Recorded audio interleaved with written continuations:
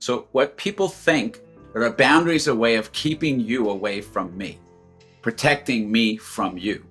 But if you think about it just in literal physical terms, a boundary is a place where two people meet. It's not an aversive experience, it's not defenses, it's how you have a real connection with somebody. So the purpose of boundaries is not protection.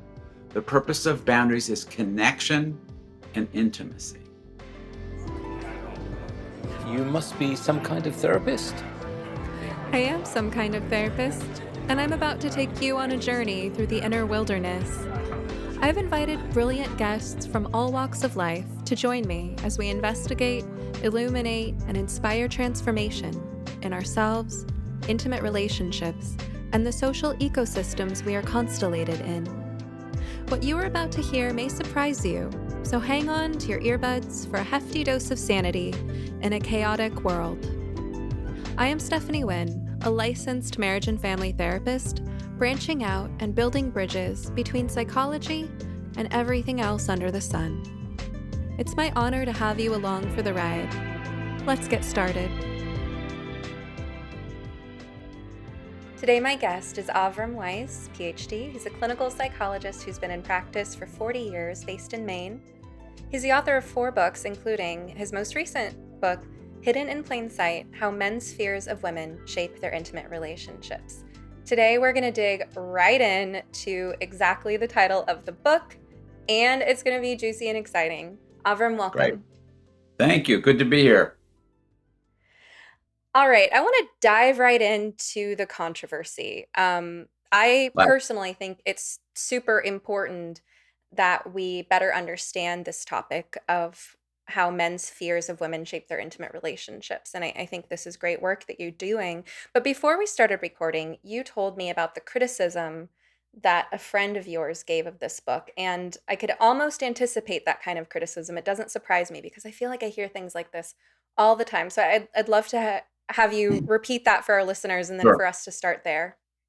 Yeah, well, our conversation about that was in a broader context of people's complete lack in this culture at this point of interest in understanding much of anything.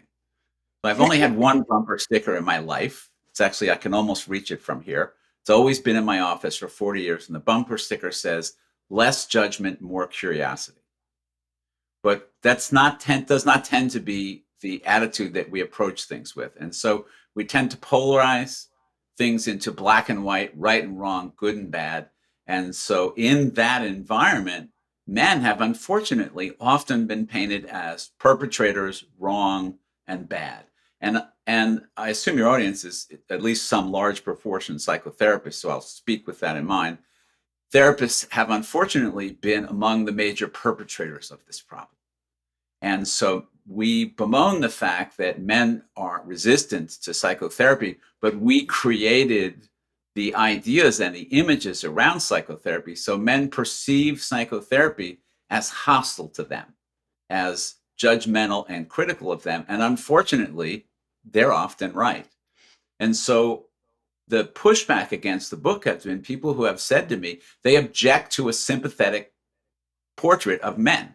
They object to my interest in understanding men. And they want to simply paint in a broad brush and say, no, men are the problem. The patriarchy is the problem. We have to re-educate men. We have to reprogram them. And I'm like, how are you going to do that if you don't understand men? If you read some of the early seminal therapists, like Dorothy Dinnerstein, who wrote The Mermaid and the Minotaur, which I think is an absolutely brilliant book, said the only way the patriarchy is ever going to change is when men start being equally responsible for raising infants. You could change the legislation, you could change the Senate, you could change the Congress, you could change the Supreme Court. None of that's going to work. The patriarchy is only going to change when men start being equally involved in raising children. So that's where it's got to happen. And if we don't take an interest in understanding men, we're just going to keep pissing and moaning and having the same problems over and over. And that's really the field, the broader context of the book is we have to get past that polarization and start getting interested in men. You said that a friend of yours even went so far as to say that it was irresponsible of you Yes, to publish this book. What was your he friend's still says perspective it. on that? He still says it. Um, What's his argument? his argument is that my work will be used to condone bad behavior on the part of men. That people will say, "Oh, yes, he was abusive to her, but it's because he's scared, so we can't blame him. We can't hold him responsible." So the idea of understanding someone, they don't know how to put together compassion and understanding. To them, it's if you work to understanding them, you're just condoning them. Again, you see the same arguments in things like prison reform, like, "Oh no, they're bad people, just lock them up." Well, if so that's why people just keep reoffending, because we don't put any effort to understanding how they got in that place to begin with. They're not really people in our minds, they're inmates. And unfortunately, the same thing happens with men, and it's not hard to see the results. Mortality statistics are going up for men. Everybody in the world's living longer except for middle-aged men whose lifespan is getting shorter, not longer. I encountered a very similar pushback against one of my recent Twitter posts on the subject of rejection sensitive dysphoria. I was providing some psychoeducation on what is rejection sensitive dysphoria, who experiences it, what does it feel like, what does it look like from the outside, how can it manifest behaviorally, but also what's going on inside. And then what do people who have rejection sensitive dysphoria need for themselves and from the people who love them? And predictably, there were certain people who read this and immediately interpreted just the part of rejection sensitive dysphoria that can manifest as emotional abuse, right? So, for example, someone with borderline personality disorder who has very little insight and hasn't really developed any coping tools for rejection sensitive dysphoria can become the sort of person who does things like threaten suicide if Yep. someone wants to leave them, right? Now, that is just one kind of extreme and, yes, abusive manifestation of Yes. what's going on inside for someone who experiences rejection sensitive dysphoria. Now, does the fact that certain people who experience RSD become abusive with it mean that we shouldn't try to understand what's going on for them? What's going on for the people who don't get abusive with it? And what's going on for the people, I think most importantly, who can be rehabilitated? There's a subset of people who are abusive who can't be rehabilitated. The most Right. antisocial, the ones who have to be locked up because they're repeat Right. offenders and have no empathy. But let's take someone with borderline personality disorder who desperately wants love and they're really struggling to figure out how to have healthy relationships. We have to be able to understand their experience, including their experience of rejection sensitive dysphoria, in order to be able to help them actually change their behavior. But starting from the position that, well, that behavior is bad, so they need to stop it. It's like, Right. how's that supposed to work? What's the alternative if this person is Right. acting out an emotional state that they don't know how to control? So I very much understand that position, Yeah. and I think that the argument that you shouldn't say anything about your understanding of an issue because someone else might misinterpret Right. the wisdom Right. you're trying to offer Right. so as to justify bad behavior. It's like, well, you're Yeah. not justifying bad behavior. I'm not justifying bad behavior. We're trying to see people who engage in bad behavior in a way that helps us understand them so we can help them, so we can help them change their behavior. Right. But But some there's people an are so assumption of stubborn. it's not stubbornness. There's an assumption in what you're saying that you're glossing over, but it's central. And the assumption is you're assuming that other people would want to help them, and that's where it breaks down because they don't. So it's you can understand this in very everyday terms. Anyone who is in a committed, intimate relationship has come to the place where they're really angry and they have to decide whether they're going to try to kill off the other person. I don't mean physically, but emotionally. That's it. You're dead to me. I've had it. But what you're doing, of course, is you're just killing off everything that you're feeling that you're uncomfortable with.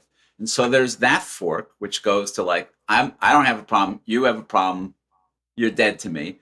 Or, as a very famous therapist Carl Whitaker said, the litmus test, the pivotal point in any marriage is when you're absolutely convinced that your partner is saying, this is the most crazy thing you've ever heard in your life. There's not an ounce of truth in this. She's absolutely out of her mind. In that moment, holding your own feet to the fire and saying, okay, well, she's not crazy.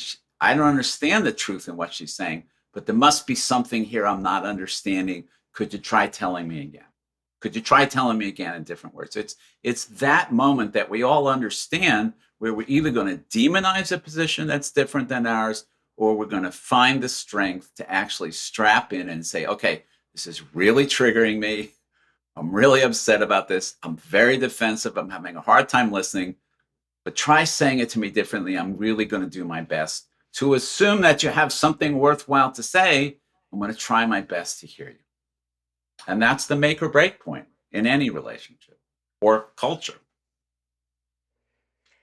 Do you think some people who are stubborn about this, who would offer these kinds of criticisms, themselves have been hurt? Maybe they've had to learn how to assert boundaries because maybe they were in a point in life for a long time potentially where they were justifying other people's mistreatment of them. They were too compassionate. So they've kind of finally learned boundaries, finally learned to Absolutely. say a spade is a spade is a spade, abuse is abuse, there's no Yeah. excuse for it. And then they don't kind of see where we're coming from. And I want to let those listeners know I get it. And Yeah. I think that these can coexist, right? The position of knowing when to call something abuse and walk away and knowing what you're not willing to tolerate can coexist with when you're in situations where you're personally safe and Yeah. resourced. We can still do this world bridging work, right? And Yeah. it's one thing to be a citizen of any walk of life, but to choose to bypass opportunities to learn about people who are different from you or learn about how people are struggling. But I think when your profession is to be a psychotherapist, as has been your experience for 40, 50 years and mine for 10, um, you don't have that option. You have to make an effort to understand the person right in front of you.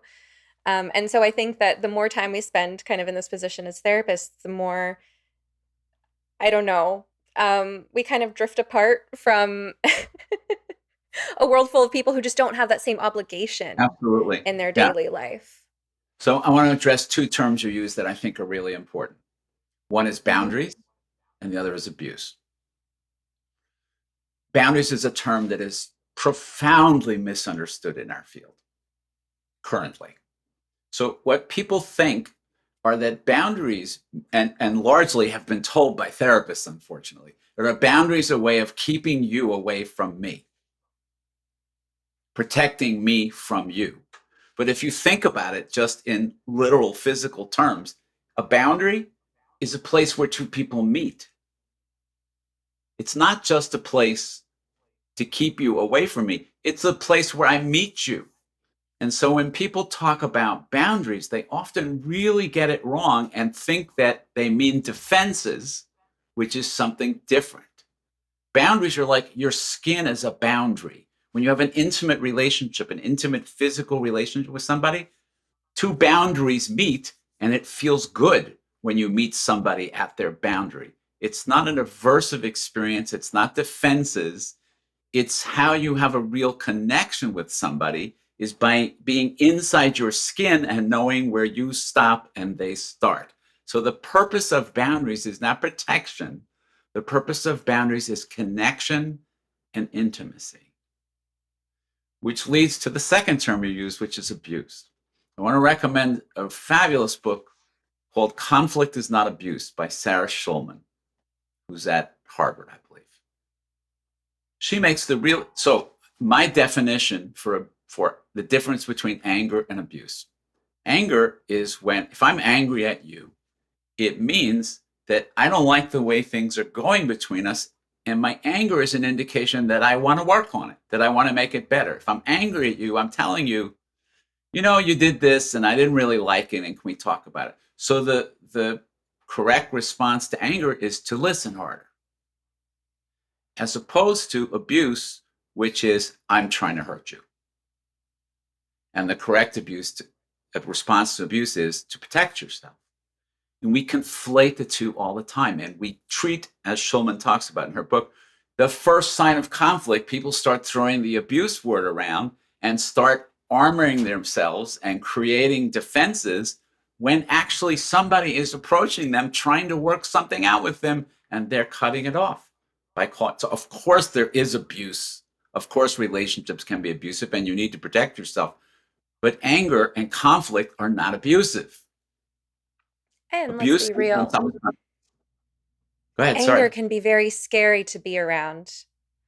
When we're in the presence of someone who's angry with us, our nervous system can go into fight or flight mode, Absolutely. right? And I some of my training with couples is an interpersonal neurobiology background, so just really looking at what's happening between two nervous systems.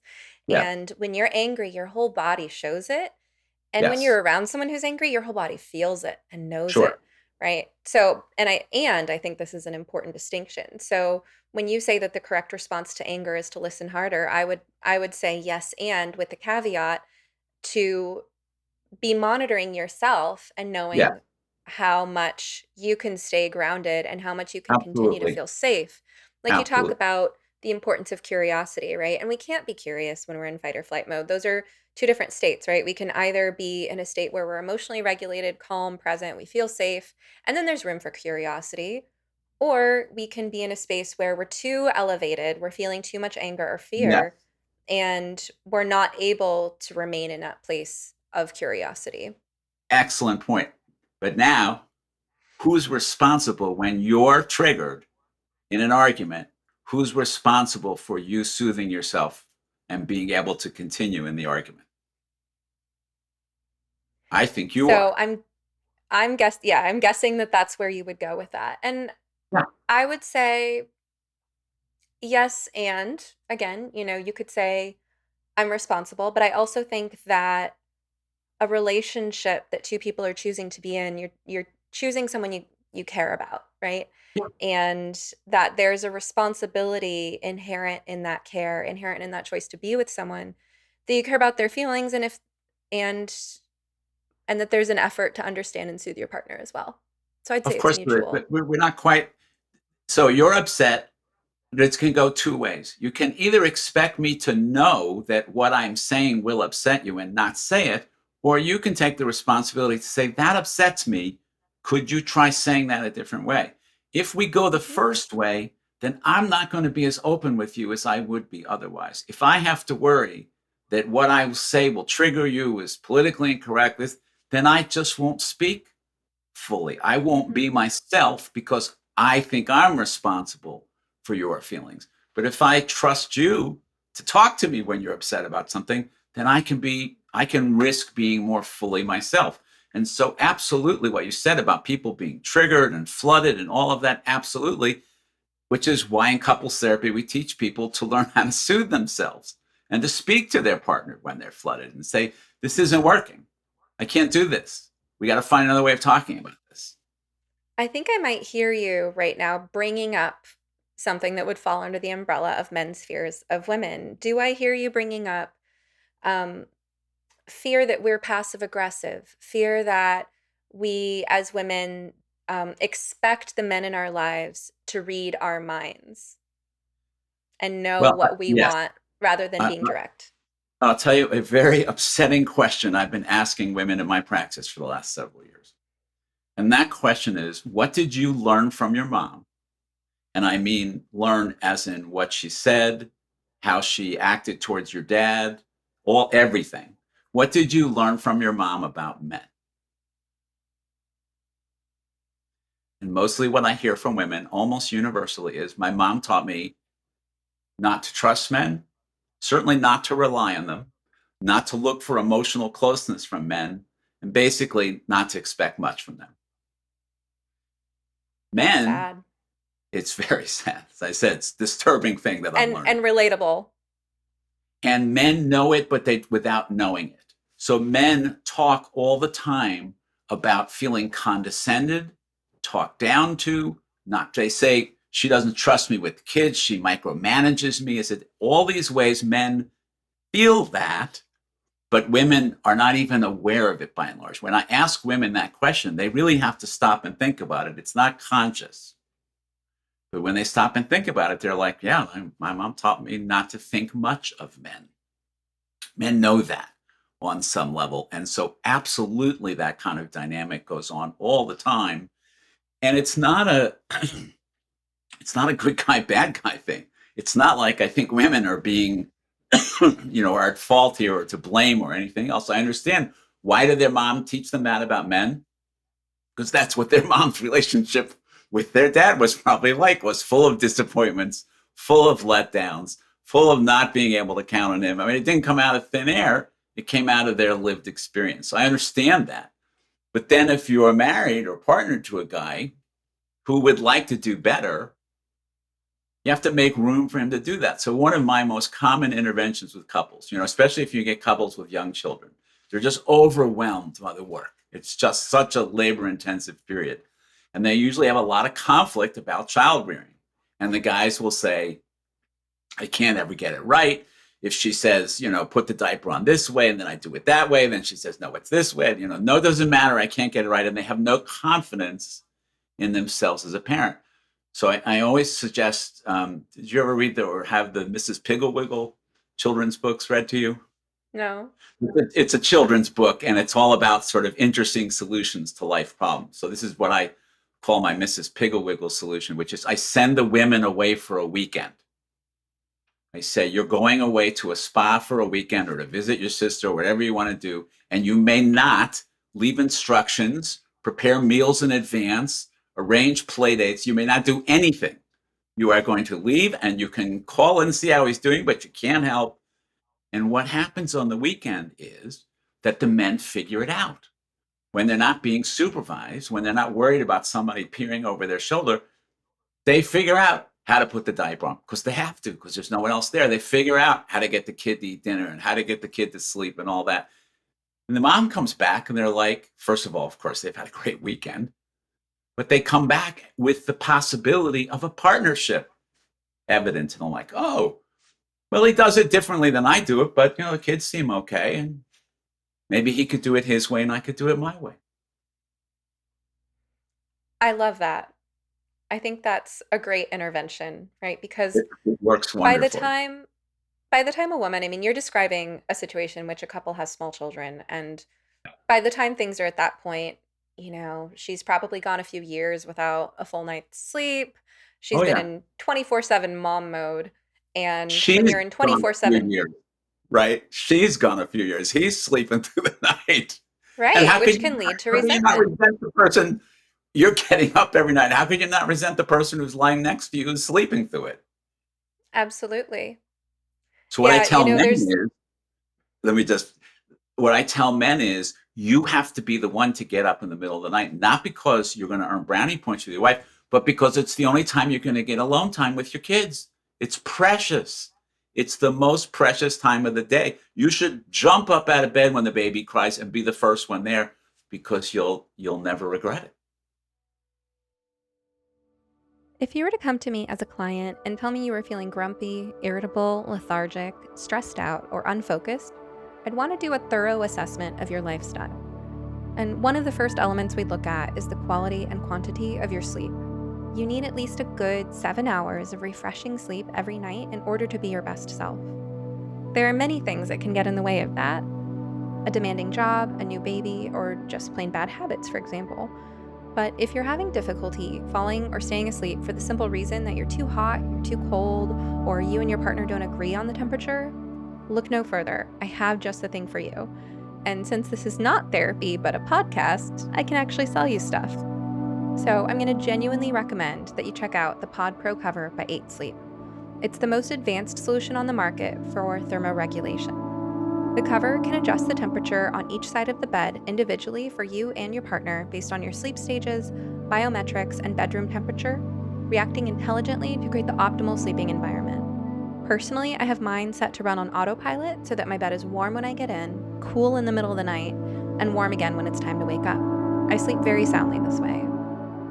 Improving your sleep is one of the best investments you can possibly make in your overall well-being, the quality of your work, and the lives of the people you touch. So go to 8sleep.com to check out the pod and use the code SOMETHERAPIST at checkout for up to $200 off your purchase. Even if they're already running another sale, this code will get you an additional $50 off.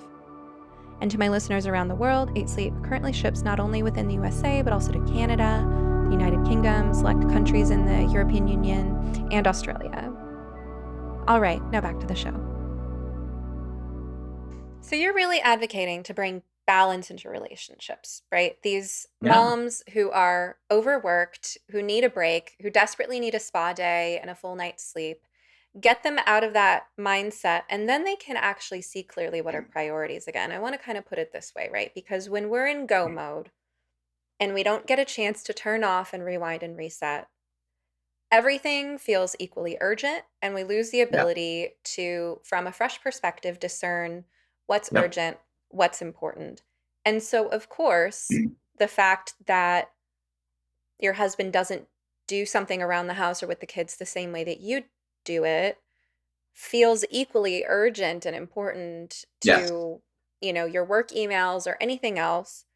And I think women need that reset to be able to see, oh, you know what? It really doesn't matter. I put the cups in the cabinet this way. He puts the cups in the cabinet that way. The point is the dishes are away.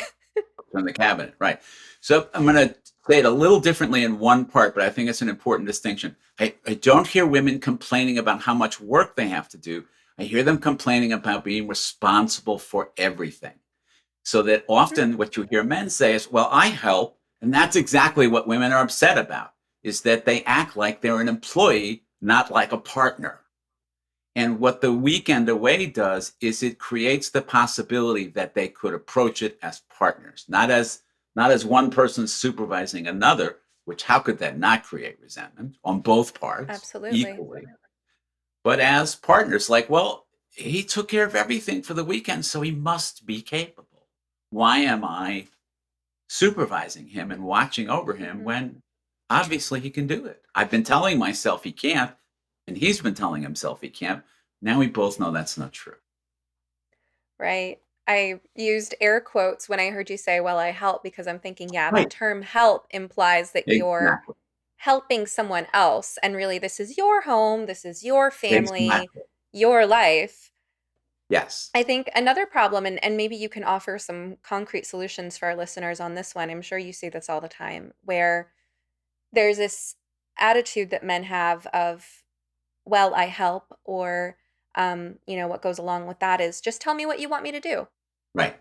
So then women feel like they're in this position that's a double bind, because on the one hand, we don't want to nag, we don't want to be the manager of the household, we don't want to be the one doing all the mental labor of tracking the 500 things that need to be done every day.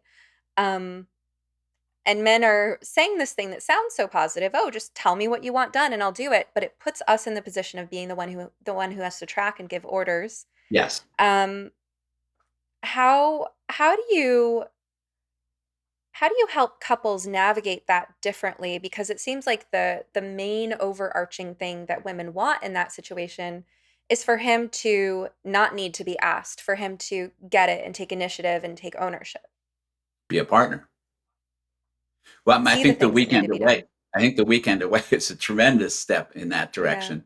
But, I'm listening to your language very carefully because when you describe the position for women, it's most of the story, but it's not quite the whole story, which is, again, remember, women have been mostly taught by their mothers to not trust men or think a lot of them. So part of the reason that they put themselves in, so they don't like being the one in charge, but they are a part of ending up in that position because they don't trust their partner to step up. And so, of course, he won't. As long as you don't think he won't. And until you're willing to take the radical risk of seeing if he will, like, you know what? I'm not going to get a Christmas present from him for the kids this year. I'm going to tell him I'm not doing it. I'm going to give him a month's notice, tell him he's got a month to get Christmas present, his own presents for the kids. And if he doesn't, then the kids are not going to get Christmas presents from their dad. But I'm going to let that happen. I'm going to give him. I'm going to get out of the way and give him the opportunity to step up and not always be in charge. I'm not going to remind him. I'm not going to give him a note. I'm not going to send him links with gifts. I'm not going to tell the kids to go talk to him and tell them what they want. I'm just going to tell them, and then I'm going to get out of the way. And that's hard to do. I can see this advice being exactly the medicine for certain couples. And I can Yeah, also hear certain women screaming back at you just of because of course. my experience helping couples where, I feel like I've worked with a fair number of couples as well as women individually who feel like they've tried all that. They've really tried to be hands off. They've tried requesting things in every way. They've tried just letting, trusting that he's capable, giving the benefit of the doubt.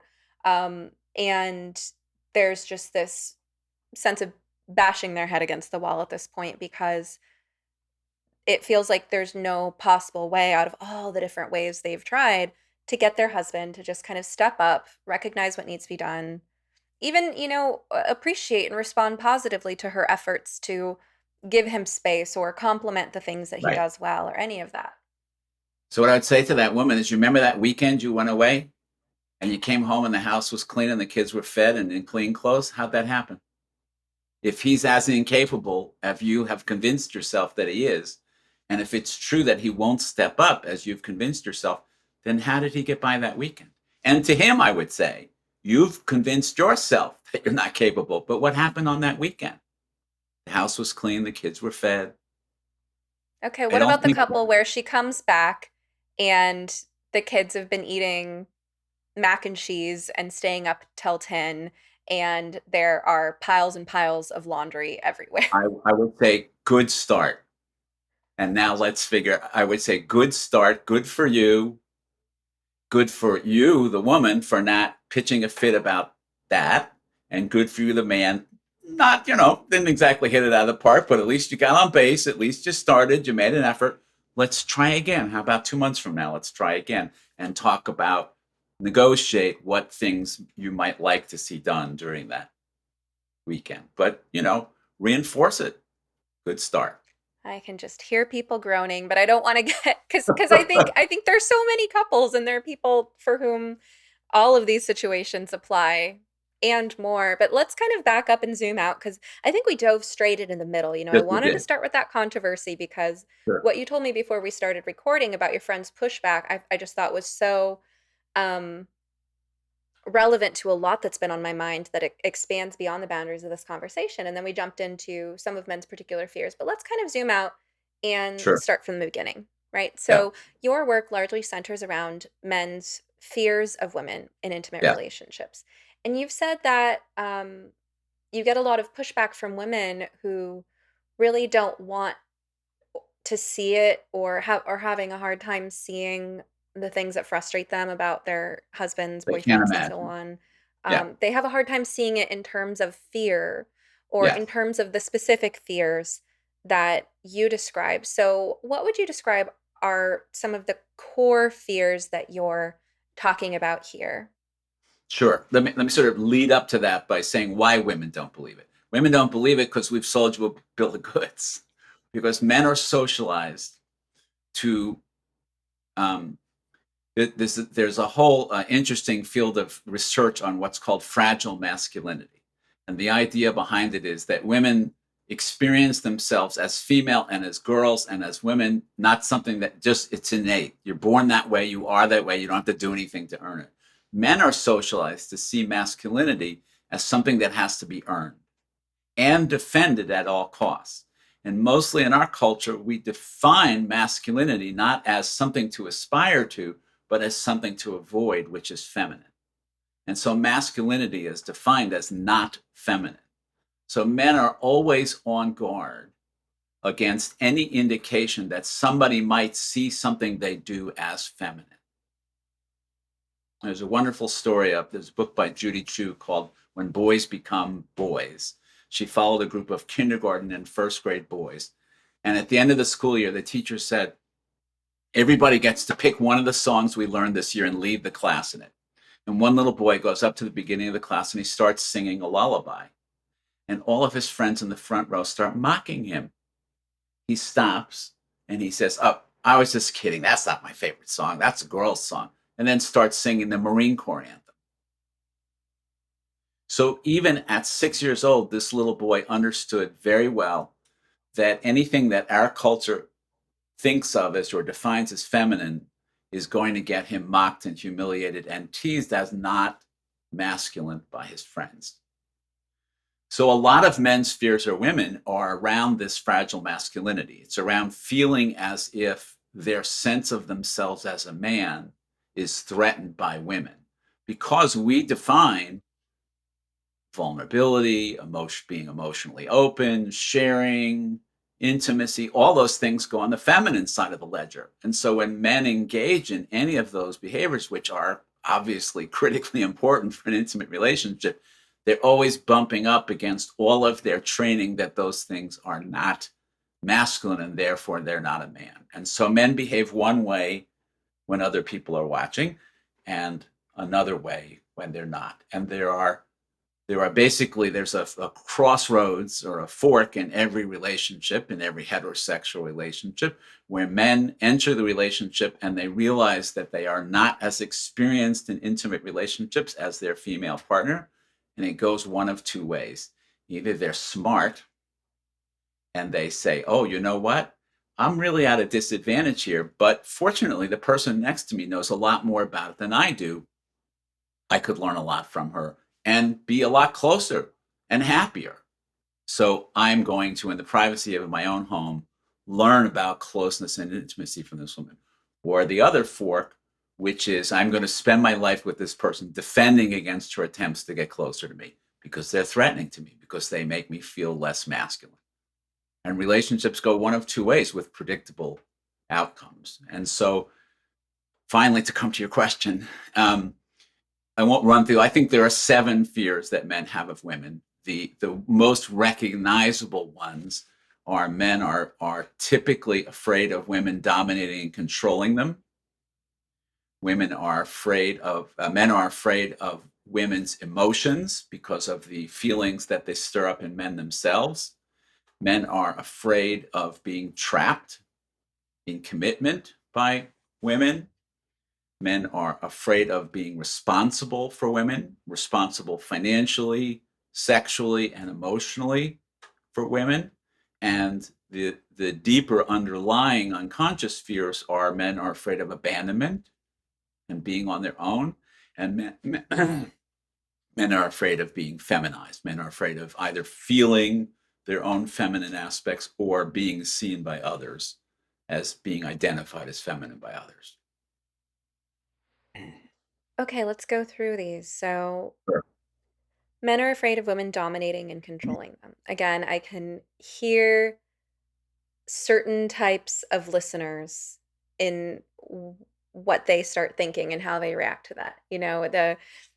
There's a certain type of feminist that goes, that's impossible. That's BS. Men are the ones that dominate and control women. Obviously, they're the physically stronger of the sexes. They historically have held most of the financial and legal power. Men have Yeah, used their power to control women in all of these different ways, right? you're right. And I feel like I need to speak that listener's Sure. perspective because um not because I agree, not because I entirely disagree either. Um just because I'm No, kind they're of tuned absolutely in to right. how different people think. They're absolutely right. What you're saying is absolutely true in every setting in the world other than the home. Well, And at and home, in the home when you look at domestic abuse, right? But this is where I want to make room for a both and, right? I want to say to okay, so, listeners, so you yes, named I it, not me. So let's get into it. Who yeah. initiates more acts of violence in heterosexual relationships, men or women? It's women in over 200 studies. Hmm. Now, if you really want to start a fight somewhere, bring that little tidbit of information up. So I can it's see not the true. YouTube comments now. Look it up. Look it up. There are over 200 studies. Now, women initiate violence that is less severe. When men initiate violence, you're more likely to end up in a hospital. But not only do women initiate more violence in relationships, but women's level of, it's hard to get this straight, so tell me if I got it right. Women's Women do less to inhibit their physical violence in relationships than men. Men are aware that it is not appropriate and that there will Mhm. be consequences. And so they are less violent in their intimate relationships than they are their relationships outside of the home, where women are about the same because they don't experience it as something that there would be consequences for. And so when you delve down into it, you find actually that it is not just a one sided equation. So I can believe that. Um, and, I think that part of male socialization, as I understand it, and this doesn't mean that it happens properly for all men, but part of the normal or expected trajectory of male socialization is understanding your power, understanding that you're the stronger sex, understanding Yeah. that it's people of your sex who have raped and murdered women, Yes. understanding that, one wrong move and now you're a father, or one wrong move, which could include simply choosing the wrong woman, and you're accused of rape. That I'm not saying that rape allegations are all false. Some of them are, some of the time, Yes. right? So Of it's course. my understanding that as a man, if you're raised properly, you get an understanding of that. Plus, you have much higher levels of testosterone, Yeah. and you're more physically prone to experience aggressive urges, and so you have to learn how to wield Yes. that. And women don't, we don't go through that same socialization. Right. And then when we're in intimate relationships and stuff gets stirred up, whatever that might be, those violent urges can come out. And I could see that coming out if a woman has a trauma history. I could see that coming out if there is something not so great happening in the current relationship. And I can also see that coming out in relationships where actually the woman feels very safe with this man, and it's because she feels safe. In fact, Yeah. maybe he's a lot bigger and stronger than her, Yep. and there's something about Not worried about hurting him. his Yeah. yeah, something about him feeling safe, plus a combination of whatever's getting stirred up through the intimate Yeah. relationship, where she lashes out. Yep. I think you're going to what's going to be a very helpful segue, because you're touching on what is, I think, the most common pattern of conflict between men and women. And it's a great way of me explaining to your listeners how men's fears play it. So that the violence often happens that when women initiate violence in a relationship, it's usually because they've tried everything else they can think of and none of it has worked to get a response. And then violence is the level that they're pretty sure will get his attention. And Not a to be good clear, scenario. to a certain type of listener, just to be clear, we're not advocating for I'm or glad. condoning No, violence. no, but We're not thank saying you. that's an excuse for Not a violence. good, not a I good strategy. Not a good. So, but I here's wish that how. I wish that I trusted my audience to be charitable No, in their no, no. I interpretations of think you things all should the say time, that. but I can't. So, But here's yes, what but so happens. go I ahead. think in typical heterosexual couples conflict. So the woman will make an approach to the man. So women are more likely, when something's not going well in the relationship, it is likely that the woman will notice it first. Why? She's a lot more experienced in intimate relationships than men do, which I can go into if you want to. But she's more likely to notice, so she's more likely to bring it up. But she knows from past experience that if she brings it up directly and says, it seems like we're not talking as much as we used to, that he will feel that to be a criticism. So in working with as many men as I do, the word I hear more often than any other word coming out of men's mouths when they talk about their relationships is, I feel criticized. It's what men feel often, or they think actually, that they're being criticized. So the woman makes what she thinks of as an emotional approach. Honey, now let's talk about this so we can be closer. But he hears it as a criticism. So she's making an approach to get closer. And what is the number one defense of most guys? Is to withdraw emotionally. So the woman makes an approach, they feel defensive, and what men know to do when they feel uncomfortable is to tamp down their feelings. So not only is she not getting the connection she wants, it made it worse. She approaches and tries to get closer, and he pulls further back. So what does the woman do? She gets louder, either literally in volume or in her behavior or whatever. She escalates and gets more upset. The man gets more scared, more defensive, and withdraws further. But the women interpret the men's withdrawal. They don't see that he's scared. It doesn't occur to them that he's scared. They think he's just being a jerk. Like, I keep trying to get through to you. I've tried everything I can think of to get you to talk to me. And it just keeps getting worse and worse. You won't give an inch. So I'd like to read you a quote from a woman in a workshop on men's fears of women about her learning about this. She said, I understand that my husband has not been ignoring, dismissing, or hurting me out of a lack of respect, as I suspected, but that he's scared. He's scared to hurt me. He's scared to mess up with me. He's scared to not be enough. I had honestly never imagined that he was scared and that I was so profoundly important to him that he was constantly terrified I would leave him. Hmm. So when women understand that all the behaviors they're frustrated by are largely driven by fear, it changes their perspective on what's going on between them. They start softening their approach, and the men start feeling like maybe they could talk about, when you come at me like that, it's too much. I get all aflutter and defensive, and could you just like lower your voice a little, or hold my hand while you talk to me, or start out by telling me you're not mad at me, something to help me Mm. kind of hang in there with you. Once they understand that that's what's going on, it can really profoundly change things. And by the way, for the therapists in the audience, if you haven't learned this yet, um, part of what you just shared, Avram, is a really great technique to use in couples therapy, which is just to reframe the behavior as an expression of you care about this person so much. I've seen couples respond so positively that Yeah, when I just reframe anything uh, yeah, that one partner does as an expression of you care about her so much that you're worried that this will hurt right. her, or Yeah, it's because you know that reframe tends to help a lot.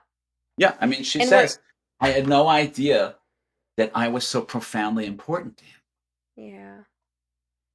Do you think also when it comes to fears of domination and control between the sexes that it's just so obvious how men can be scary. They are the physically stronger sex. Yes, They commit 6 times the crime, something like that. Um, you know, Men are responsible for the vast majority of rapes and murders and violent crimes. But do you think that women tend to have a blind spot regarding how we can be perceived as scary because we're not scary absolutely. in the same way that men Oh, are? We're not absolutely. physically intimidating. Yeah. When I say to a man, I think you might be scared of your partner, I get the same reaction every time. First, they bow up, and they get defensive. Oh, I'm not scared. And then within literally 60 seconds, almost every man I've ever spoken with has gone, huh, that might make some sense. Can you tell me more about that? When you tell women that their partner might be afraid of them, they think you have lost your mind. They really think that that is the strangest, most ridiculous suggestion they've ever heard, and it really takes some convincing. But one of the things I say to them is because they'll say exactly what you said. They're in charge and everything goes their way. And all that. I'm like, okay, in a broad picture, right? Why does one person try to control another? Why does one person try to dominate another?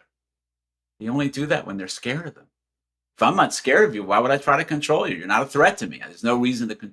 So when you see your husband engaging in these controlling, dominating behaviors, you might ask yourself that question. I wonder what he's threatened of. I wonder why he feels the need to do that. And that's a way to help them understand. And you listed domination and control as the first in your list of fears that men have of women. So help our listeners understand the nature of men's fears that women will dominate and control them. Sure. Why is it that the worst thing one man can say to another is that he's pussy whipped? Why is it the worst thing he can say to a man? On the first level, we see you're controlled by women.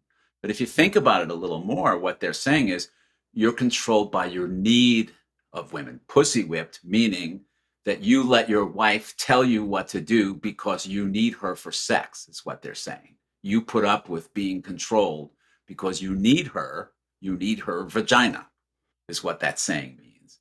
And so it's an accusation of being feminine. It's an accusation of being dependent on women. And so that is I think one of the clearest evidence of men's, almost paranoid fears about being controlled by women. Again, if you felt powerful and enabled, you wouldn't be afraid about other people trying to control you. But there's external control and there's internal control.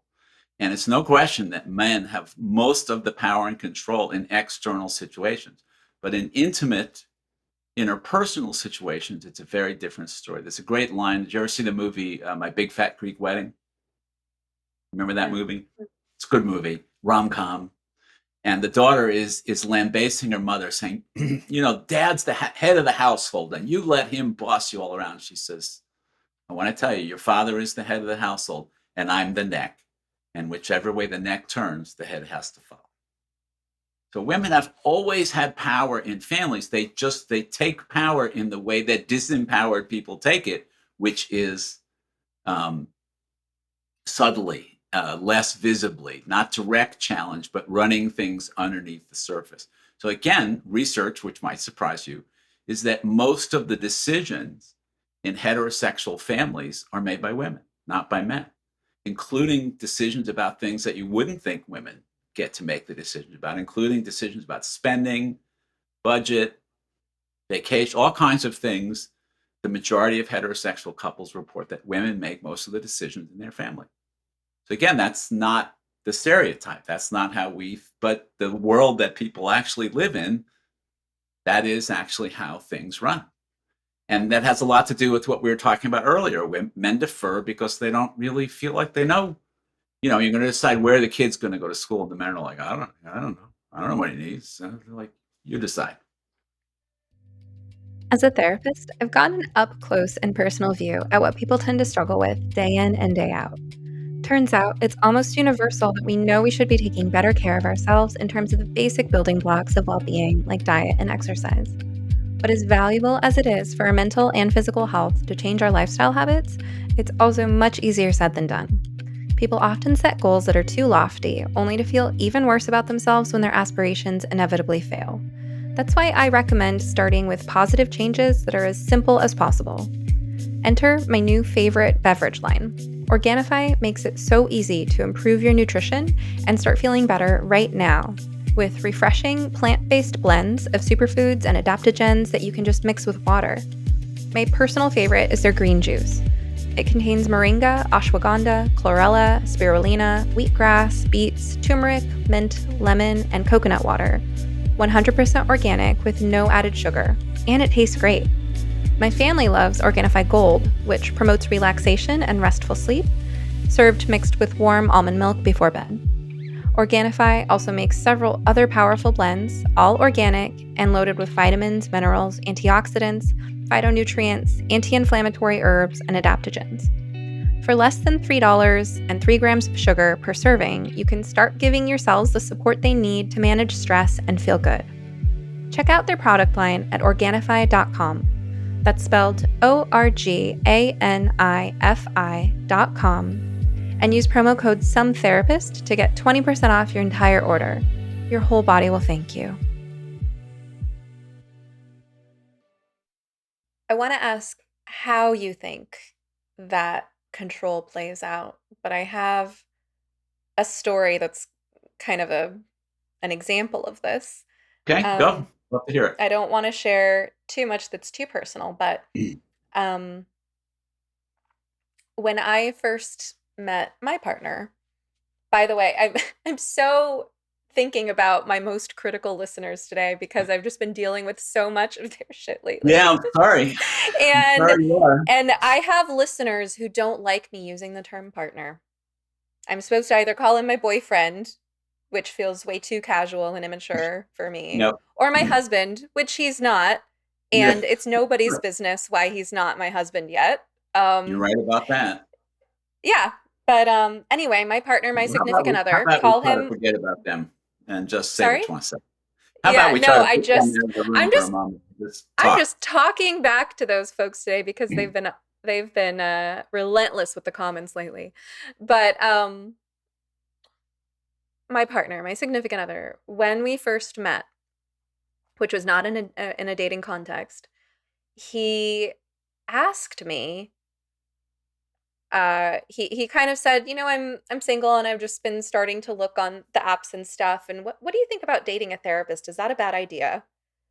And he Was he and I also kind of a therapist? Was he asking for he's himself or you?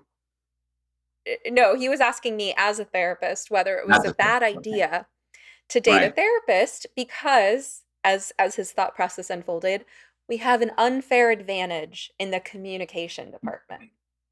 Now, what does this tell you, right, about his Right. fears and where he was Right. coming from? Absolutely. The idea Great story. that someone who's more skilled in the verbal and emotional department would Would not be take an advantage. asset as a Right. partner, but yeah, Exactly. exactly, would Exactly. use that in a way to hurt and take Yep. from him. Take And so advantage. I kind of Great story. teased him. Yeah. I teased him and I eventually said, "Are you asking me out?" And then he went, "No, no, no, no, no, no." And I was like, "Oh, well, you could." And he was like, "Well, I'm not asking you out."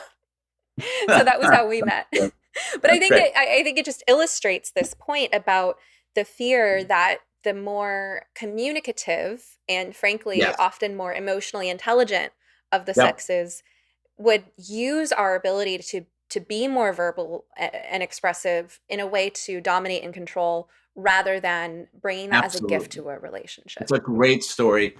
And I'm sorry to tell you that you are not unique in that story. And you don't have to be a therapist for that to be true. That is true in almost every single heterosexual relationship. Because, as Carol Gilligan brilliantly taught us, we start out in same sex peer groups.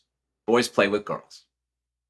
And then somewhere around grade school, the girls start playing with the girls and the boys start playing with the boys. Okay? The boys are practicing in their play, dominating and controlling the world. So boys play sports and games of competition. Rarely will you see boys playing with each other. No matter what they're playing with, it turns into competition. They're practicing to be in the work world and dominate and control.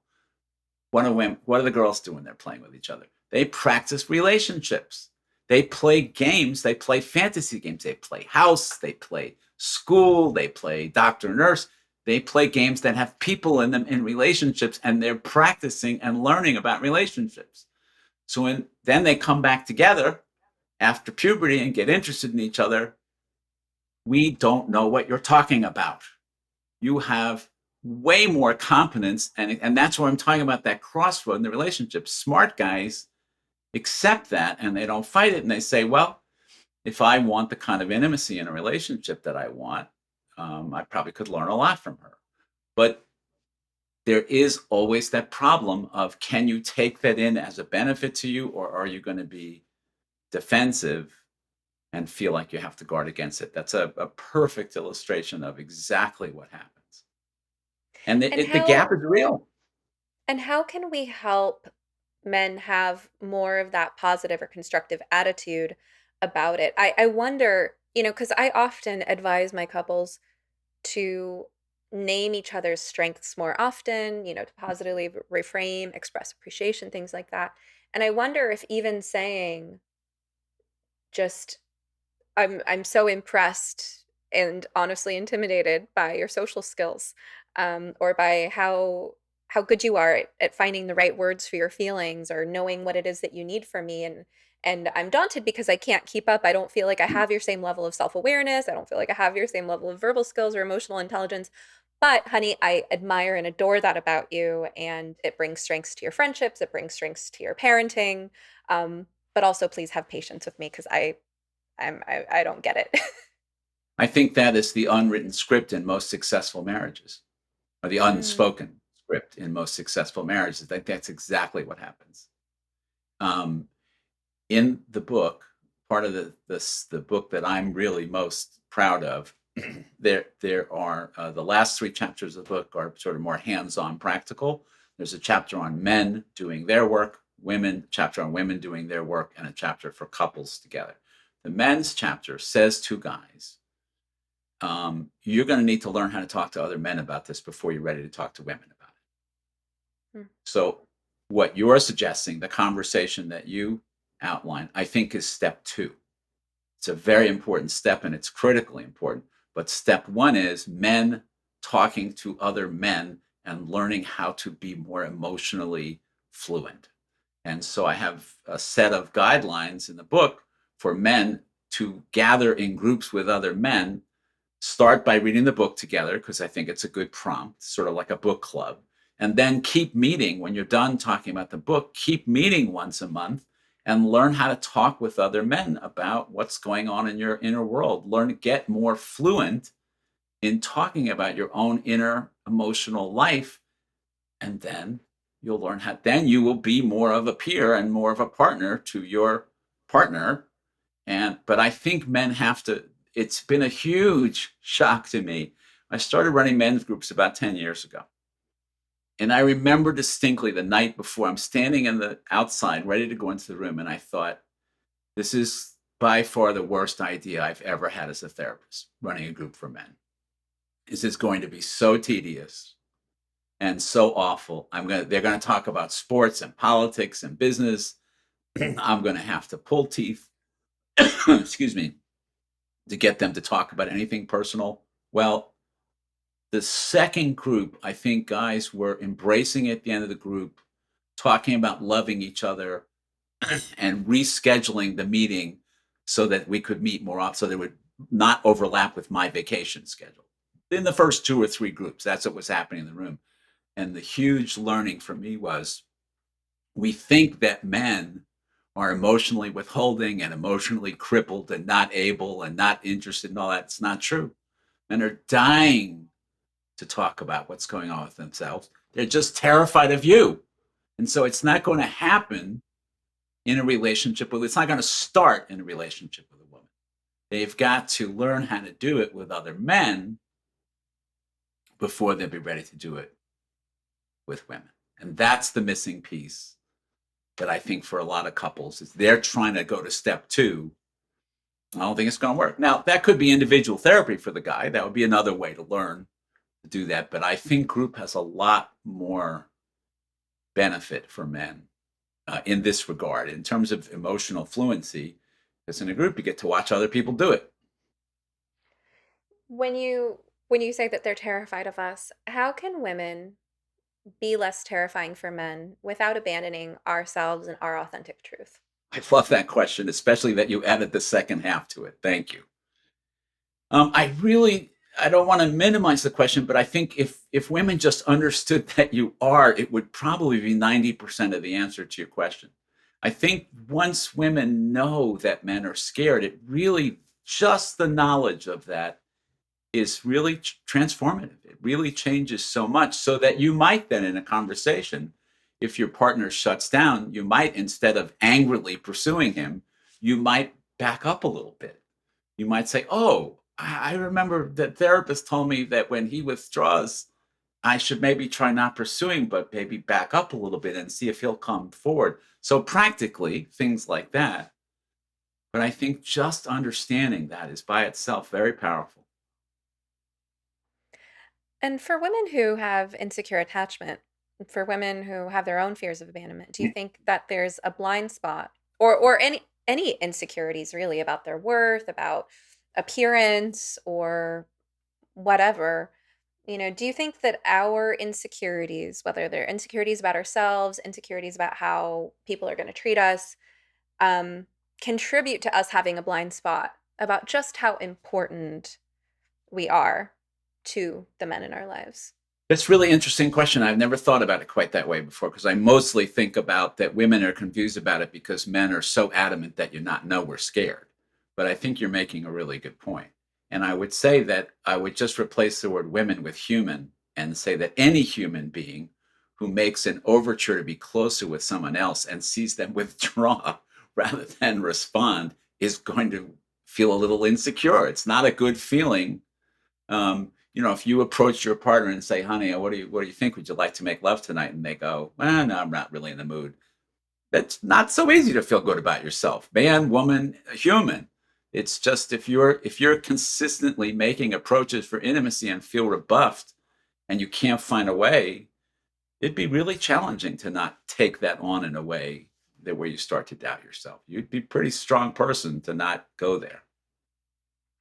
You also mentioned that one of the 7 fears is men's fears of women's emotions because of how our emotions stir up emotions in them. Can you explain that Yes, further? I sure can. I think anyone listening recognizes this argument in which the woman starts with more emotion than the man, and the man becomes more focused on getting the woman to be less emotional than he is what they're arguing about. So men keep saying things like, just be rational. Stop being so emotional. Just calm down. Don't be hysterical.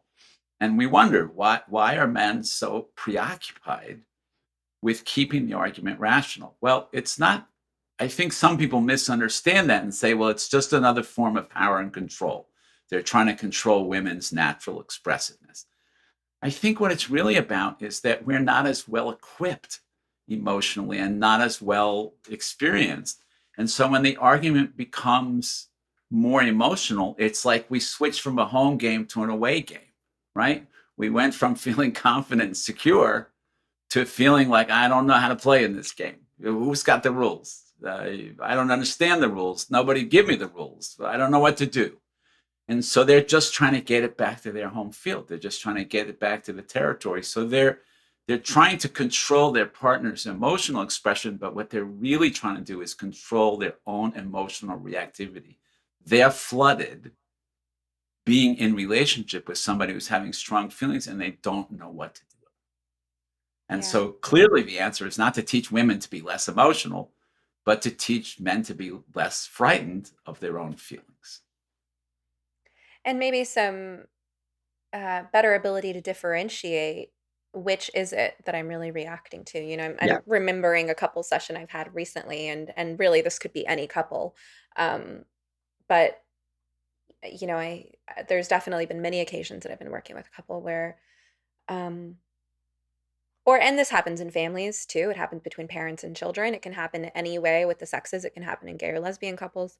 But I do think it's common, especially for this particular, the sex differences to go this way, where the the woman, like you're saying, is expressing emotion, and the man gets scared because of how it makes him feel to see her Yes. emotional, or of, Yeah. like you say, what it brings up in him. And one technique I've used in situations like that is to help him remember how strong she is, because I think that this is a paradox, for many men in relationships, that their wives or girlfriends can be so emotive and maybe even so emotionally dysregulated, Yes.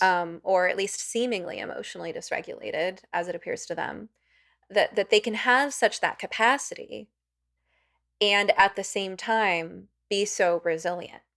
Yes. And I've seen this in couples, for instance, where let's say the woman has a lot of trauma. And because I see this pairing a lot, it's a very common pairing where a woman who has a lot of trauma and emotional reactivity pairs up with a guy with a really stable temperament. She finds him grounding, calming to be around. He finds her Absolutely. exciting and stimulating, right? Absolutely. And so they balance each other out a lot of the time, but that doesn't mean that there are Except when they no. don't.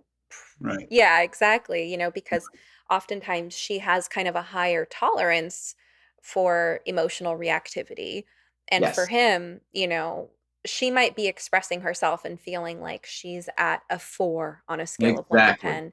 And in Exactly. his It's 12 system, to it him. feels like a 9, right? And so Exactly. that's one strategy I use, is kind of helping each person recognize what's the amplitude of this emotion for me, and what is my threshold of how much Yep. amplitude I can personally handle, and then helping him remember, like, you married this woman because after all she's been Right. through, she has like 3 degrees, and she raised amazing kids, and look at everything that look at all the evidence for how much you can trust that she's going to be okay no matter Yep. what.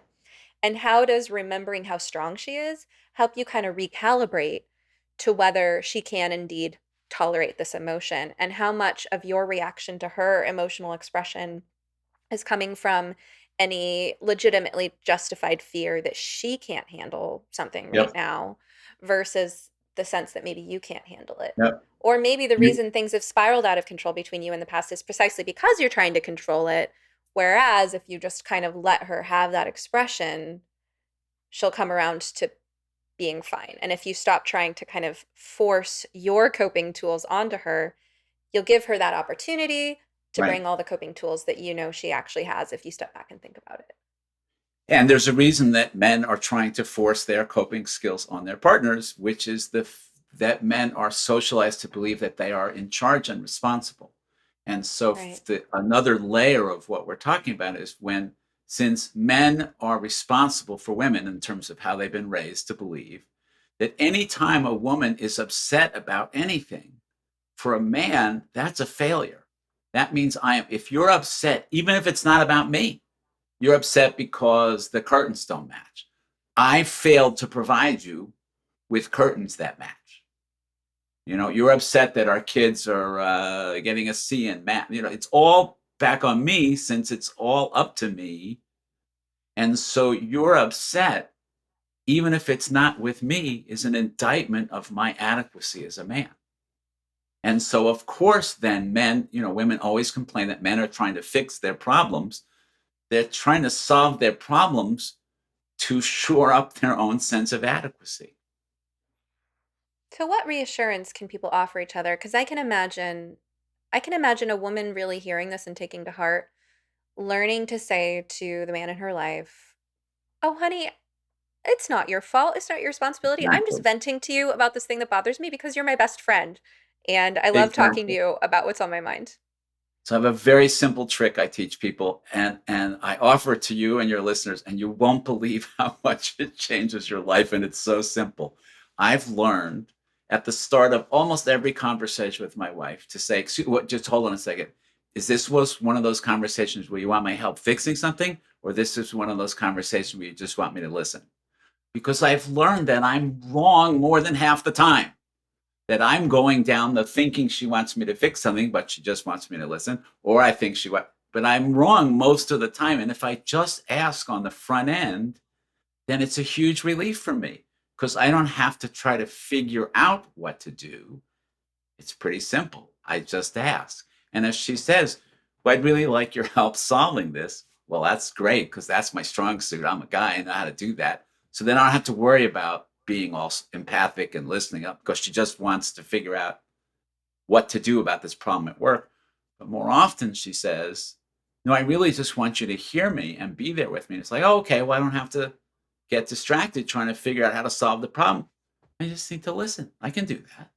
It's an unbelievably helpful. And it feels a little funny, to ask that. But boy, you can save yourself a lot of heartache with that simple question.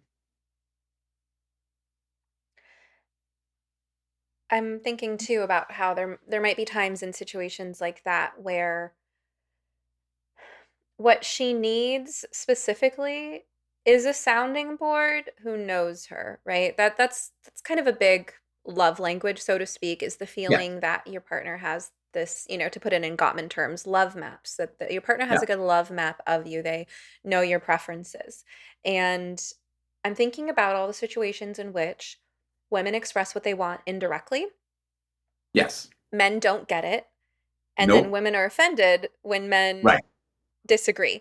So a woman might say, "Would you like to go for a walk with me?" And what she really means Yeah. is, "I would like to go for a walk with He, you. Please he come." thinks she And thinks she's asking if maybe he's getting a little weight. He needs some exercise. Right. right, and Right. and he asks himself, "Do I want to go for a walk?" And the answer is no, Right. right? And Right. then she hears Exactly. that as, "You Exactly. don't want to spend quality time with me." Exactly. So So there I think many times that that's another advantage to doing that. I'm glad you brought that up because I hadn't Mhm. mentioned it. It helps the woman to get clearer for herself what she really wants. That Yeah. question is not just to help the man understand, it helps the speaker, man or woman. Mhm. Then you stop and think, well, what do I want here? Which is also enormously helpful. And so she says, would you like to go for a walk for me? He could say, are you wanting to just go for a walk? Or is this because you want to hang out together? And she has to stop and think. And she would probably then realize, well, I want to hang out together. And he might say, well, I don't really feel like walking, but you want to like sit and have a cup of tea together? That Right. now we're going somewhere. Yeah. And so it can help us to learn to express what we want more directly, but also, and this isn't where I was originally going with this, but to another tangent that's coming up is I'm thinking about, especially again, if we talk about those first few years of child rearing, when a woman's in mom mode 24/7, it's been my observation that she can go long periods of time pretty dissociated from her body. And that's Yeah, adaptive because, if absolutely. she were aware of how she was feeling, she would not be changing that diaper. She'd be in bed right now. Right. Right. Um, but, I think men get frustrated with women for being so indirect and Yes. indecisive.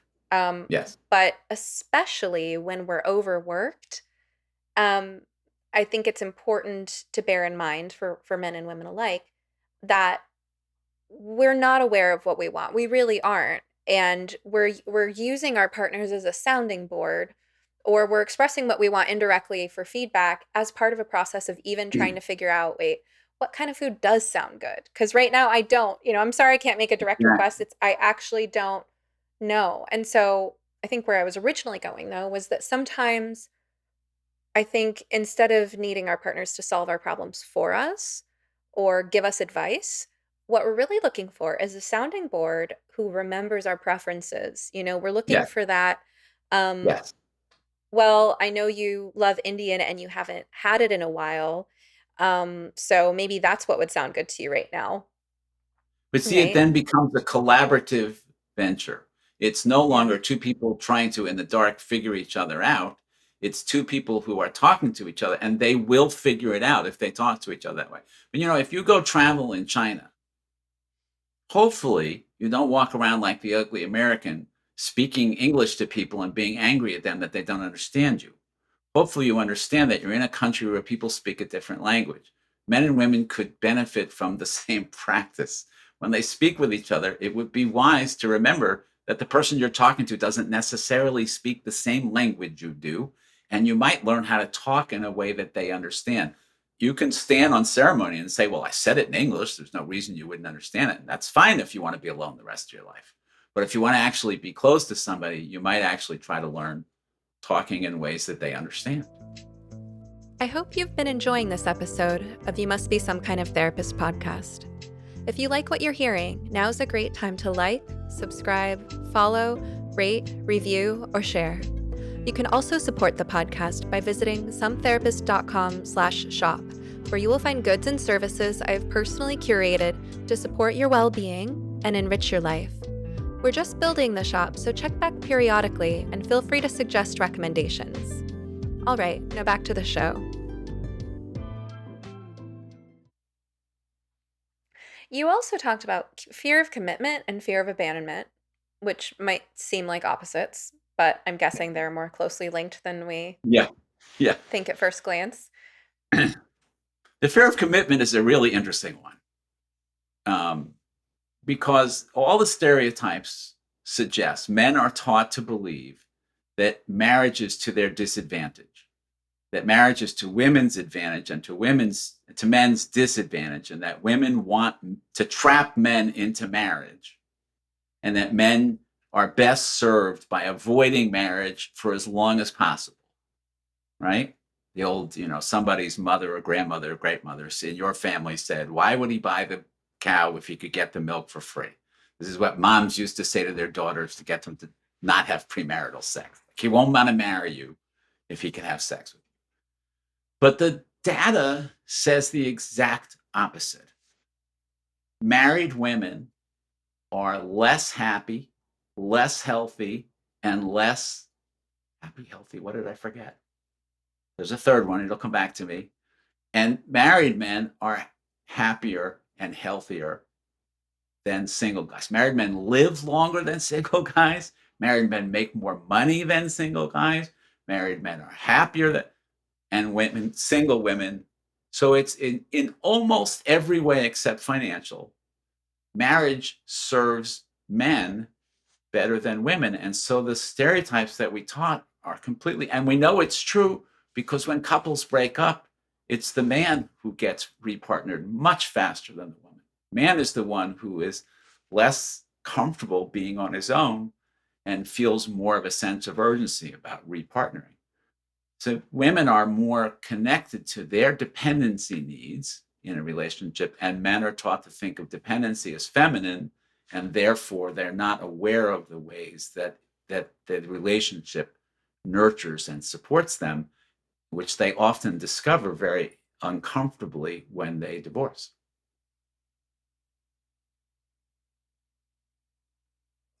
So, if people were making decisions rationally based on data, which, the field of economics learned a long time ago is a Right. very faulty hypothesis, Doesn't happen. Right. then men would be chomping at the bit to get married because they Yep. would know that being married means you'll live longer and you'll be happier and Yep. healthier. And women, men would be having to convince women that there's something That's in it right. for us. And that's Um, what's happening. Women hmm, are delaying marriage longer and reconsidering, and more divorces by far are initiated by women than men. So what you're imagining is exactly what's happening, and part of it is economically driven, because probably the only advantage for women in marriage is financial, but that advantage is diminishing, because for most women they're going to be working whether they're married or not, and being married just means taking on a second job, which is taking care of their partner and their children. And so there's less economic incentive for women to marry, and fewer women now, when surveyed, fewer women say that they assume they're going to be married. and yet I see a lot of the opposite. I see women in their 20s and 30s who want to get married, want to start a family, or maybe they're not sure about kids, but they want to Yeah, settle down with a life partner. absolutely. Sure. And it takes so many men, until their 40s, to realize that that's a good thing. I think, Yep. especially, men with any degree of status, Mhm. if they're basically above average looking and have Yep. any confidence, then, they feel like they have their pick. But, what I see is the opposite. So it's interesting because all of those things are happening at the same time Yeah, because there are many they are. humans and many, many life stories playing out. But what would you say overall about men's fears of commitment and fears of abandonment? Well, the fears of commitment are, they don't fit the data. They're irrational, and it's a disconnect from their own needs for intimacy and interdependency in a relationship. And the more connected men are to their need for connection with other human beings, the less they will think about marriage as a threat, and someone trying to take advantage of them. And the more they will think about marriage as something, or commitment in a relationship, as something that is at least as beneficial to them as it is to a woman. And the other one was fear of abandonment. So it's, very closely related. Again, when heterosexual couples split up, it's the man who repartners more quickly. And all of these fears that we're talking about today really all come from that fear of abandonment. So there's a very famous social psych experiment, and the link is on my webpage, called the still face experiment. And in you familiar with it? I'll explain it to your listeners. In the still face experiment, they take moms and infants, little babies, and they do a split screen with them, and they're interacting with each other. And you very quickly see that they're having a conversation, not with words. Obviously, it's a baby, but the baby makes a cute face, and the mom smiles, and the mom makes a funny noise, and the baby smiles. They're learning how to communicate with each other, and it's interdependent and interactive. They are interacting with each other, and they are pleasing each other, and they are shaping each other, because each of them is trying out different behaviors to see which ones elicit a positive response. So they're learning about each other. Then the moms are instructed to turn away from the camera and turn back with a still face. Not angry, not disapproving, not rejecting, just not responsive. And most of the babies, within a minute, become unbelievably upset. They're not just crying, they're wailing. And some of the babies actually lost body control and bowel control, soiled themselves. They were so upset just by their moms. Now, one of the interesting sidebars of the research is the boy babies were more upset and lasted longer than the girl babies. And then you go and you look at heterosexual adult relationships and you take physiological measures of men and women during conflict. What do you know?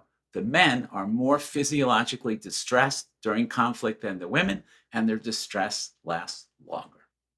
And that not ancient, but early dynamic is exactly what plays out for men, because if you're heterosexual, your partner is the same gender as your mommy.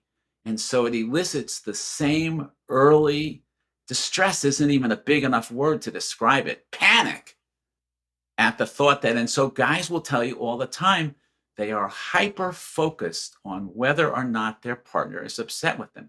I had a guy tell me once that he could tell if his wife was mad at him when he walked in the door before he saw her.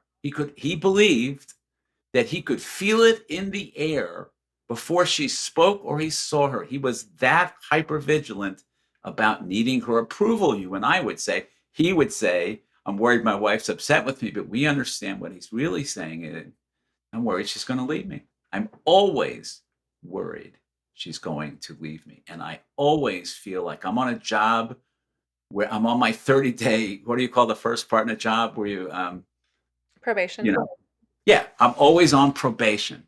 I never have a secure job. I could lose my job at a moment's notice. And of course, with divorce now, we're 50%, and women filing the majority of divorce claims, they're not crazy. They're not paranoid. They're right. Their marriages, they are on probation.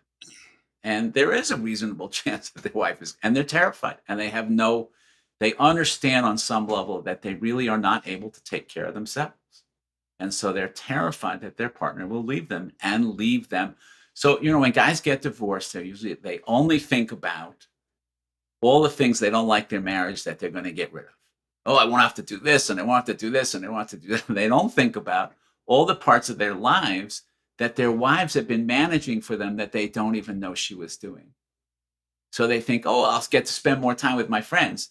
And then they get divorced and they find out they don't have any friends. They only have people they know who are husbands of their wives' friends, that they don't actually have any friends, which I hear all the time from guys who get divorced. And so they come to terms with, they discover for the first time really how dependent emotionally they are on their wives. And so they go out and they get a new partner very quickly. It's fascinating. I know of the still face experiment. I think most people in our field are familiar with those studies on attachment, but I didn't know that there were gender differences in the Way down reactions, in the, it's way in the back of the article. Yeah. and And that's that fascinating. it's for adults, that it doesn't change, that we're still little babies.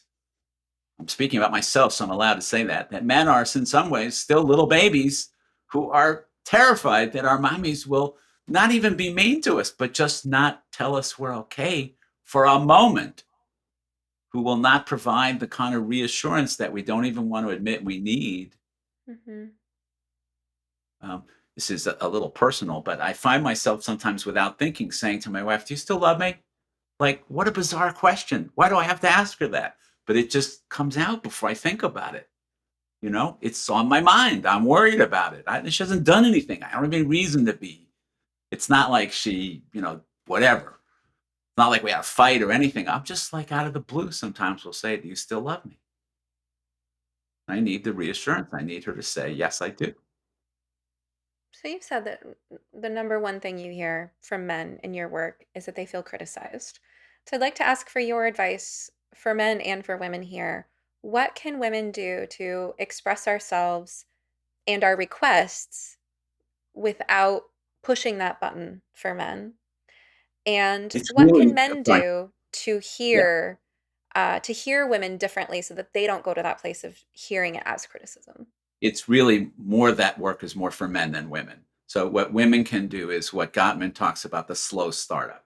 Gottman says that conflict between couples goes better when there's a slow startup. If you just run right in and hit it head on, you're going to get a defensive response.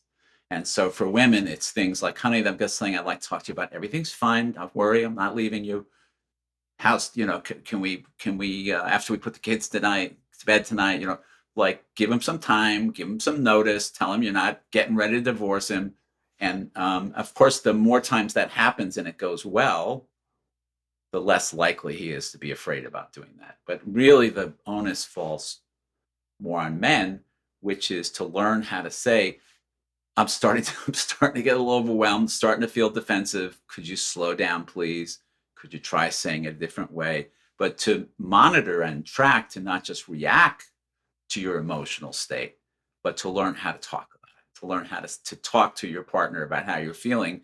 And of course, women, to when they see their partner withdrawing, is to not just keep going, but to say, "Oh, I think I'm going a little too fast. You want me to slow down, or I mean, you do it enough times, you learn what is going on." But to have a conversation that's not just about the content, therapists do this all the time, of course, but to include the process as well, to be talking with each other about how the conversation is going.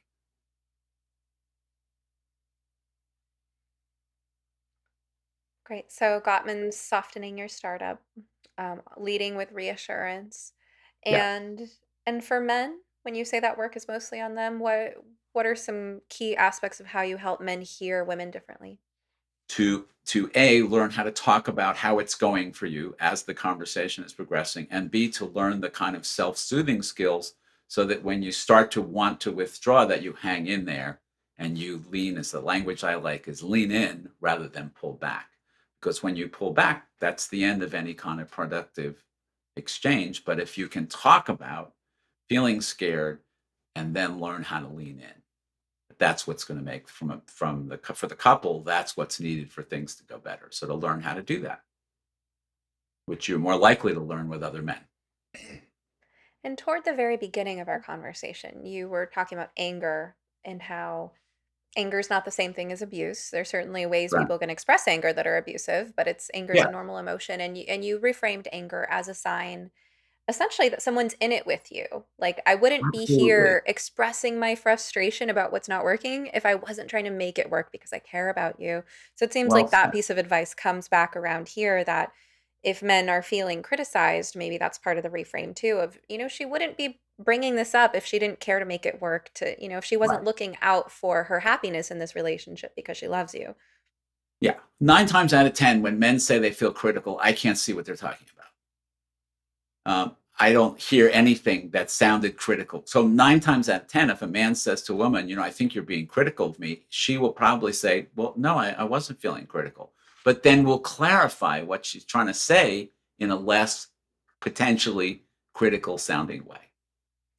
And to be fair, I want to give a shout out to all the women listening to this who say, I absolutely struggle with that, because I think that it is a common experience amongst us as women that we try to express a feeling or a need and it comes out sounding critical. And a lot of the time we do know it, right? It's Yeah. just that we're struggling. We don't know how to say it in a way that doesn't sound critical or doesn't sound like we're nagging. And I think that that's something that women need help with too. And we need compassion and patience. If you're hearing criticism or if it sounds like nagging, understand that we don't like being in that position. In fact, maybe that's part of why it's coming out sideways or passive aggressive, because we're actually so uncomfortable with being Yeah. critical or asking so much. So we're looking for your help as well, figuring out Yeah. how to word things in a way that's not so alienating. I think you're absolutely right. And I think the reason that women get frustrated, impatient, and critical is that men haven't been listening. And so, who doesn't get impatient and critical when you feel like you're not being listened to? And so, if you can sort of hone your message, and so it doesn't sound like, do you want to go for a walk with me? But it sounds like, hey, I'd like to spend some time with you. I think you're going to get a different response. I think if you learn how to be clear about what you're looking for, it's not threatening. When a woman says to a man, would you like to hang out? I don't think he's going to respond defensively. Okay, well said. Well, I think that's a great place to wrap up. So tell people where Okay. they can find you and your work.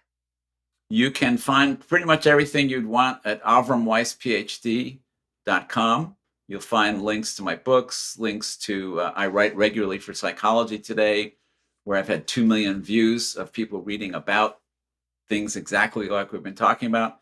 And if you sign up for the mailing list on that website, you will get a free ebook about some articles from Psychology Today about these issues and relationships. And your books are everywhere books are found, like They're Amazon? all, they're all on Amazon, and you can find them there. Okay, great. And I will add your books to my website's bookshop page as well. I use Thank you. Amazon affiliate links, and I have a section right at the top of Great. sometherapist.com/bookshop where any author who I've interviewed on the show, their book is front and center there. So I'll make sure to add yours there as well. It's been a I also pleasure. want Thank to say, you. if I can add one more thing, which is that I'm Sure. starting to do workshops nationally that are just very interesting. I'm doing workshops for helping men and women understand each other better. And the format I'm using, I'm dating myself here, but there used to be a game show on television called the Newlywed Game. And I'm using the format from the Newlywed Game. And basically, I ask questions of men, and I ask women to predict what the men would be thinking in a situation, and I ask men to predict what they think the women would be thinking, and then we share the answers together.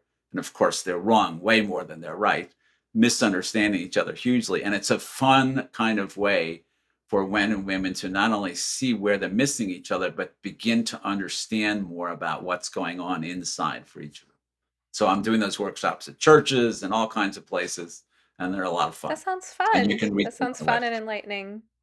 And Yeah, humbling in a good way. it is And humbling. just a reminder for the listeners, I know I've said several things today speaking to the devil's advocate or speaking to the listener who's taking an uncharitable view, and I feel like this should go without saying, but obviously we didn't address everyone today. We addressed specifically heterosexual partnered That's right. people. So we're talking about I men and keep women saying who that. are dating or married. This does not deny the reality and the existence of the relationships of gays and lesbians. It's just a conversation about what it is about, and we're Yep, not speaking to to the relationship dynamics of gay and lesbian couples today. Just speaking to our particular areas of expertise and interest in this that's right. conversation. And that's why, because it's what I know about. I'm not excluding anyone. Thank you so much for sharing today. It's been My a delight. pleasure. I enjoy talking with you. I hope you enjoyed this episode of You Must Be Some Kind of Therapist podcast with Stephanie Wynn, LMFT. This podcast is produced by Eric and Amber Beals at Different Mix. Special thanks to the talented musician Joey Pecoraro for our theme song, Half Awake. At sometherapist.com, you can find more information on any topic, guest, resource, product, or service you've heard of here today. You can also follow me on Twitter or Instagram at sometherapist.